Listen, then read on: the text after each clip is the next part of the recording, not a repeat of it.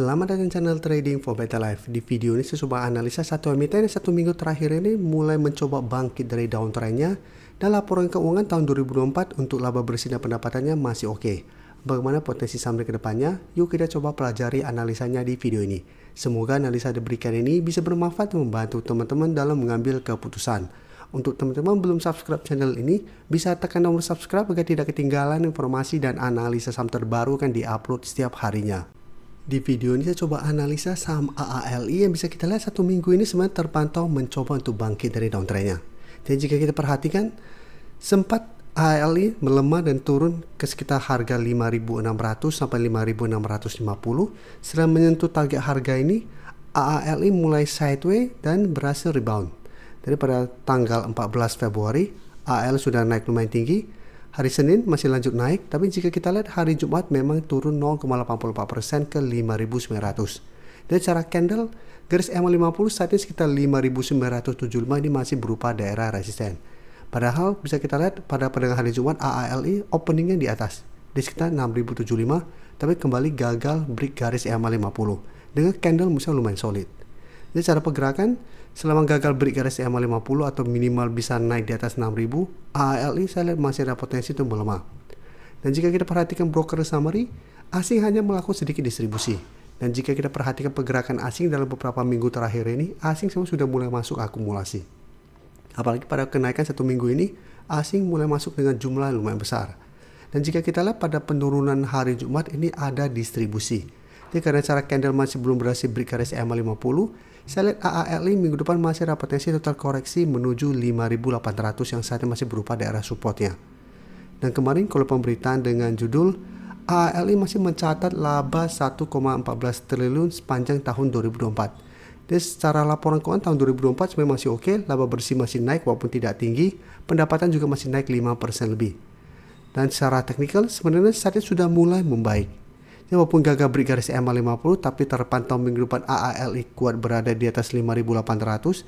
Secara teknikal saya lihat ada potensi dan mulai membentuk high low.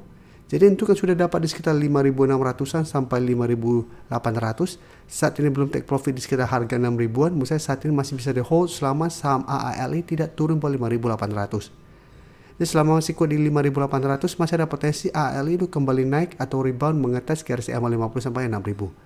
Jadi untuk teman-teman yang belum sempat pantau sama AALI sebelumnya dan ingin coba pantau di entry, saya juga masih bisa coba pantau minggu depan, tapi untuk entry wait and see kembali di 5.800.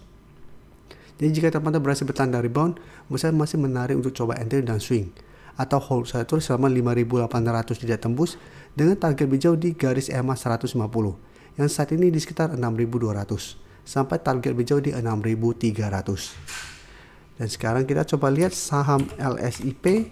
Saham LSIP sebelumnya juga mulai oke, mulai mencoba bangkit. Tapi bisa kita lihat mencoba untuk naik di atas garis EMA50 sampai harga 1050, ternyata LSIP gagal. Dan saat ini malah turun kembali di bawah garis EMA 150.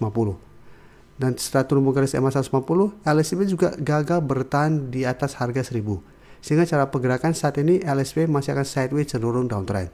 Dan hari Jumat bisa kita lihat LSP masih turun 0,51% ke 970. Dan untuk LSP bisa kita lihat asing juga terpantau dalam 1 minggu terakhir masih keluar. Penurunan hari Jumat ini terpantau masih ada distribusi. Sehingga cara pergerakan saya lihat LSP masih ada potensi untuk kembali turun mengetes support di 950. Dan jika kita perhatikan support 950 beberapa kali bisa menahan penurunan dari saham LSIP. Jadi walaupun melemah, tapi selama masih kuat di atas 950 minimal LSP masih akan sideways. Jadi masih ada potensi untuk kembali rebound untuk menuju harga 1000. Tapi ingat saat ini 1000 sudah berubah jadi resisten, garis EMA50 150 juga saat ini masih berupa resisten lumayan kuat untuk saham LSP. Jadi jika teman-teman ingin coba spekulatif buy di 950 bisa coba dipantau untuk entry di sekitar 950, tapi jadikan harga 1000 sampai garis EMA50 yang sekitar 1020 untuk target swing atau target take profit jangka pendeknya. Selanjutnya saya coba update juga pergerakan dari saham DSNG. DSNG saat ini juga mencoba untuk bangkit dan naik di atas garis EMA 150. Tapi bisa kita lihat beberapa kali dalam 1-2 minggu terakhir ini mencoba untuk naik di atas garis EMA 150, DSNG selalu gagal break. Dan sempat turun kembali menyentuh 880 yang saat ini memang masih berupa resisten daerah support untuk DSNG. Jadi sudah 2 kali menyentuh 880 dan DXNG masih bisa bertahan dari bound. Tapi saat ini walaupun ditutup naik 1%, secara candle garis EMA 150 di 930 ini belum terkonfirmasi break. Apalagi candle hari Jumat ini tidak begitu oke. Dan jika kita perhatikan broker summary pada kenaikan hari Jumat untuk DXNG, asing 1 minggu terakhir sudah mulai keluar kembali. Dan kenaikan hari Jumat ini bukannya ada akumulasi, ini malah terpantau ada distribusi. Jadi DXNG karena masih ada distribusi dan cara candle garis EMA 150 masih belum terkonfirmasi break, tetap harus hati-hati.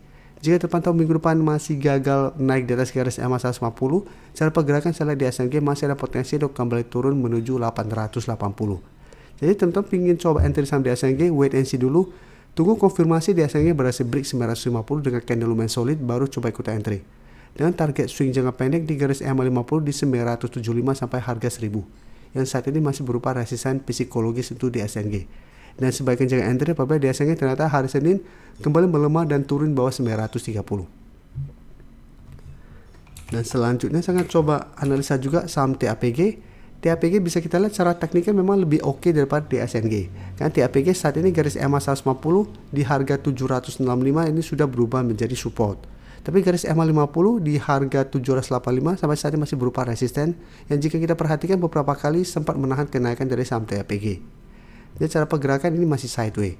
Dan jika kita perhatikan pergerakan TAPG pada hari Jumat, asing terpantau melakukan sedikit akumulasi, tapi secara keseluruhan 1 minggu ini asing masih keluar. Di broker summary kenaikan hari Jumat 0,64% ini terpantau semua masih ada sedikit distribusi. Jadi untuk TAPG, apabila teman-teman mau entry misalnya lebih oke adalah buy on breakout apabila berhasil naik di atas garis EMA 50. Tahu apabila teman-teman entry di sekitar garis EMA 150 di harga 765 ini semua masih bisa. Tapi jika terpantau beberapa kali mencoba naik di atas garis EMA 50 ternyata gagal break, pertimbangkan untuk take profit di sekitar garis EMA 50. Karena apabila mencoba break tetap gagal, malah ada potensi kembali turun menembus garis EMA 150 dan mulai downtrend kembali.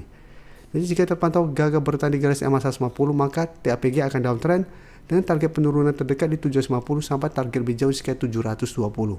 Jadi harus hati-hati untuk TAPG selama gagal naik di atas garis EMA 50. Saya ingin memberikan sedikit informasi bahwa saat ini channel YouTube Trading for Better Life sudah mempunyai fitur membership. Jadi fitur membership ini apabila teman-teman mau join bisa tekan tombol join ini. Bisa kita lihat di sini.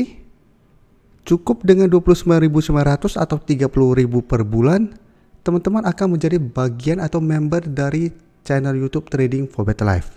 Jadi teman-teman bantu mensupport channel ini.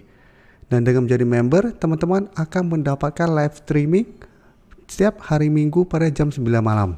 Untuk informasi lebih lanjut, teman-teman bisa pelajari di video ini. Terima kasih telah menonton video ini. Like dan share video ini bila bermanfaat bagi teman-teman. Dan support channel ini dengan cara tekan tombol subscribe agar channel ini bisa makin berkembang dan bisa membantu lebih banyak orang lagi. Terima kasih.